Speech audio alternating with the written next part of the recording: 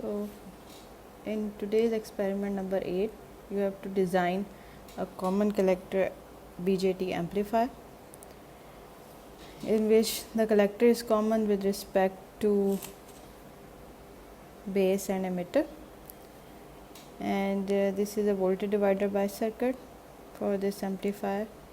This is AC voltage source. C in and C out, you can take 1 microfarad capacitors,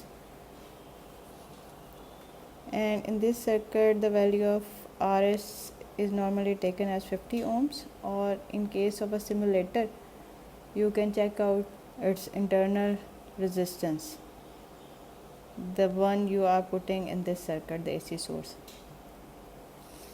The value of RL we are taking is 1 kilo ohms. So first of all, you have to design this circuit. You have to find the value of R1, R2 and RE. So for design, we have to use equations. VE is equal to IE RE. VB will be found from this equation. As a rule of thumb, the value of R2 is taken as less than beta RE times divided by 10. The value of VB is R2 divided by R1 plus R2 into VCC using voltage divider rule. The emitter resistance is 26 millivolt divided by IE. So once you have found the value of IE, you can find the value of small re. The value of voltage gain will be found from this formula.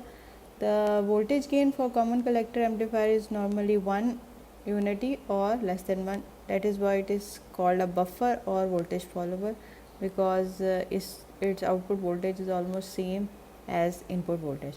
The value of current gain can be found from this formula. The value of current gain is normally greater than 1 in case of common collector amplifier.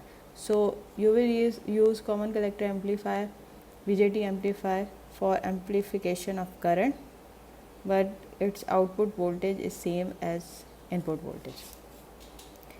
So next you will design the circuit using some values. We will assume some values like VCC we will take 15 volt, IC is assumed to be 10 milliampere, and you know that IE is approximately equal to IC. IE is approximately equal to IC.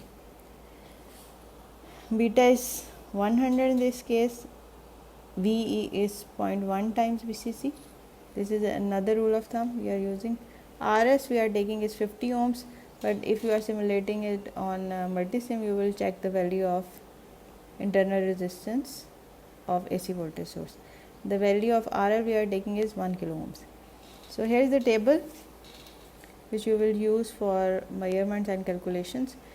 You will change Vs from values 500 millivolt, 1 volt, 1.5 volt to 2.5 and up to 3 volts, and then you will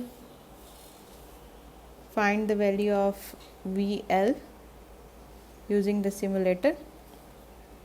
You will connect an oscilloscope on the output side and you will measure the value of VL. First you will calculate the voltage gain AVS VL over VS and current gain using the previous formulas, these formulas, and then you will measure using oscilloscope in the simulator.